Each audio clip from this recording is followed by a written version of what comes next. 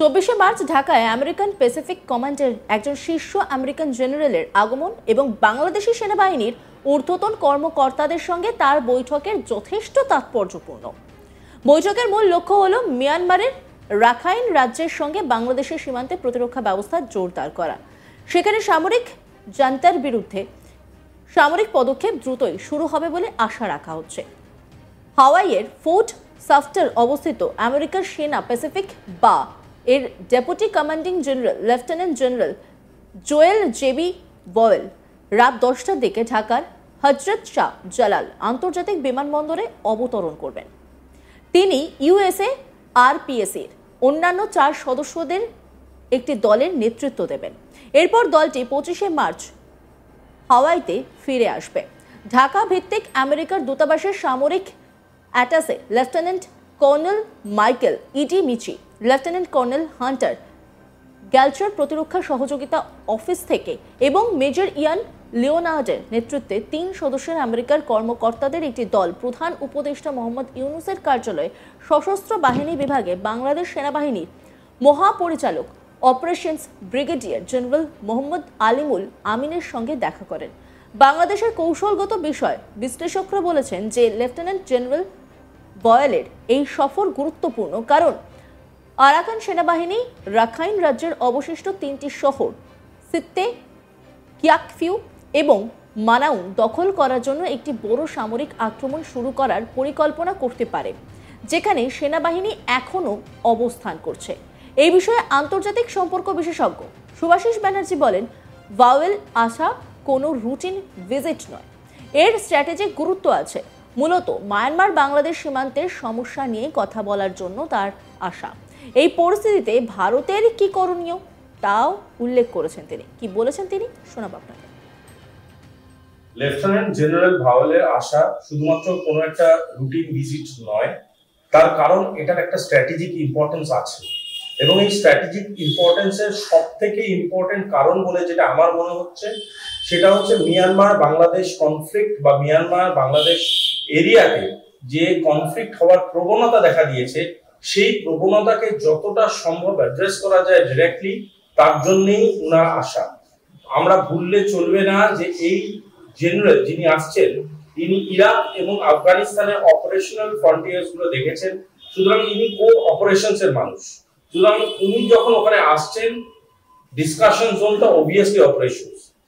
দ্বিতীয় কথাটা মাথায় রাখতে হবে, ইউএস আর্মির পেনিট্রেটিভ হিস্ট্রি, যদি ইউএস আর্মি পেনিট্রেট করে কোনো একটা রাষ্ট্রে সাহায্যার্থের কারণে বা যে কোনো কারণেই হোক না কেন, তার একটা রাজনৈতিক প্রভাব থাকতেই বাধ্য। এবং বাংলাদেশ আর্মি, বাংলাদেশ সেনা প্রধান সেটা বুঝেছে বলেই উনি বারবার বোঝাবার চেষ্টা করছেন যে this is a routine visit, but this cannot be a routine visit, this is absolutely a strategic visit. এবং আজকের ডেটে দাঁড়িয়ে যদি মিয়ানমার বাংলাদেশ বর্ডার লাইনে আরাকান কনফ্লিক্ট বা রাখাইন রিজিয়ন যে কনফ্লিক্ট গুলো আছে, সেই কনফ্লিক্ট গুলোকে যদিও বা উনি অ্যাড্রেস করতে ঢোকেন, ভুলে গেলে চলবে না ইউনাইটেড নেশনস আগেই বলে দিয়েছে বাংলাদেশে কিভাবে সাধারণ মানুষের ডেমোক্রেটিক রাইটস গুলোকে লঙ্ঘন করা হয়েছে, সেই রাইটস গুলোকে লঙ্ঘন করার পরে কিভাবে বাংলাদেশ আর্মি নিষ্ক্রিয় ছিল, সেই পয়েন্ট গুলো কিন্তু অ্যাড্রেস হবে।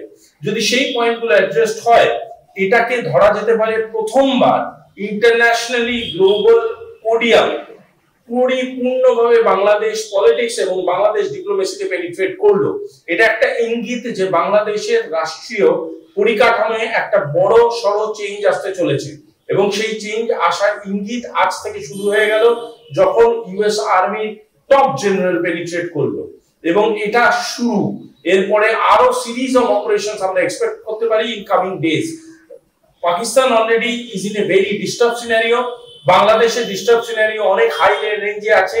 সুতরাং বোঝাই যেতে পারে সেখানে ইউএস যখন আর্মি থেকে নিজের থেকে পেনিট্রেট করছে, তখন বোঝাই যেতে পারে ওই রিজিয়নটাকে ইউএস ডাইরেক্টলি হ্যান্ডেল করতে চাইছে, ডাইরেক্টলি অ্যাড্রেস করতে চাইছে। সেখানে কিভাবে বাংলাদেশ সেটাকে রেসপন্স করে সেটা বাংলাদেশের ইন্টারনাল পলিসি ম্যাটার। যদিও ভারতবর্ষের এখানে ডাইরেক্টলি কোনো রকম কিছু করার নেই, জাস্ট সিট এন্ড অবজার্ভ করা ছাড়া। But this is a very very significant visit. Rakhine রাজ্যের সামরিক উন্নয়ন অনেক দিক থেকে রোহিঙ্গা সমস্যার সঙ্গে সম্পর্কিত। সেখানে 3টি মূল উপাদান একটি নো ফ্লাই জোন, একটি নিরাপদ করিডোর এবং সুরক্ষা অধিকার রোহিঙ্গা শরণার্থীদের নিয়ে আলোচনায় প্রধানত স্থান পেয়েছে। বাংলাদেশের নিরাপত্তা সংস্থার সূত্রগুলি থেকে জানা গিয়েছে যে রোহিঙ্গাদের জন্য একটি নিরাপদ অঞ্চল প্রতিষ্ঠার পক্ষে ঢাকা অনুকূল ছিল। 2024 সালের ডিসেম্বরে মংডুর পতনের পর আরাকান সেনাবাহিনী নাফ নদী পার হয়ে 2 দিনের জন্য বাংলাদেশের ভূখণ্ডে প্রবেশ করে এবং রাখাইন রাজ্যে তাদের ঘাঁটিতে ফিরে আসে। সেই সময় আরাকান সেনাবাহিনীর প্রতিনিধিরা এবং বাংলাদেশ সেনাবাহিনীর কর্মকর্তারা সংক্ষিপ্ত সময়ের জন্য আলোচনায় বসেছিলেন, যদিও বাংলাদেশ থেকে রাখাইন রাজ্যে সরবরাহ অব্যাহত ছিল। আরাকান সেনাবাহিনীর জন্য সিত্তে একটি গুরুত্বপূর্ণ সামরিক লক্ষ্য। একই সঙ্গে ভারতীয় দৃষ্টিকোণ থেকে এটি অত্যন্ত গুরুত্বপূর্ণ।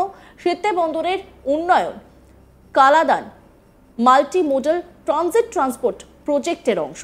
সিত্তে বন্দরের উন্নয়ন কালাদান নদীর ওপর একটি মাল্টি মোডাল ট্রানজিট ট্রান্সপোর্ট সুবিধা নির্মাণ ও পরিচালনার জন্য ভারত এবং মায়ানমারের মধ্যে একটি কাঠামো চুক্তির অধীনে তৈরি করা হয়েছিল, যা ভারতের মিজোরামের সঙ্গে সিত্তে বন্দরকে সংযুক্ত করে।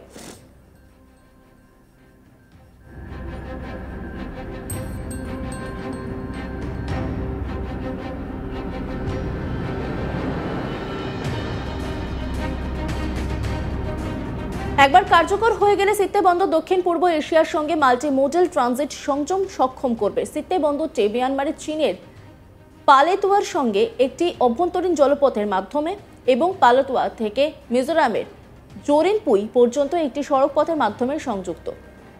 পালেতুয়া এখন আরাকান সেনাবাহিনীর নিয়ন্ত্রণে। কলকাতা থেকে সিত্তেতে পণ্য পরিবহন করা যেতে পারে বাংলাদেশের টেকনাফ বন্দরে, যা পূর্ববর্তী বন্দর থেকে মাত্র 60 নটিক্যাল মাইল দূরে। টেকনাফ থেকে পণ্য পরিবহন করা যেতে পারে সড়ক পথে সাবরুমে, যা 300 কিলোমিটার দূরে অবস্থিত। সাবরুমে বাংলাদেশ এবং ত্রিপুরার মধ্যে একটি সমন্বিত শুল্ক সীমান্ত রয়েছে। সিত্তে বন্দর এবং কালাদান প্রকল্পের লক্ষ্য ছিল পরিবহন সময় এবং সরবরাহ খরচ উল্লেখযোগ্যভাবে হ্রাস করে ত্রিপুরাকে উপকৃত করা। উল্লেখ্য, লেফটেন্যান্ট জেনারেল ভওয়েল আফগানিস্তানে 3টি এবং ইরাকে 2টি যুদ্ধ সফর করেছেন, যার মধ্যে 2টি সার্চ অভিযানও রয়েছে।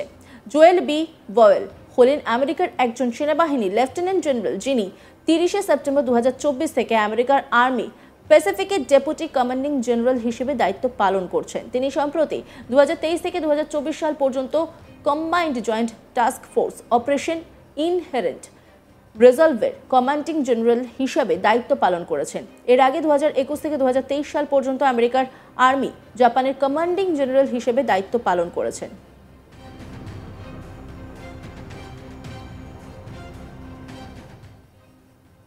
অন্যান্য খবরের আপডেটের জন্য অবশ্যই নজর রাখুন আজ তাক বাংলার ইউটিউব স্ট্রিমিংয়ে। লাইক, কমেন্ট, শেয়ার এবং সাবস্ক্রাইব করতে ভুলবেন না।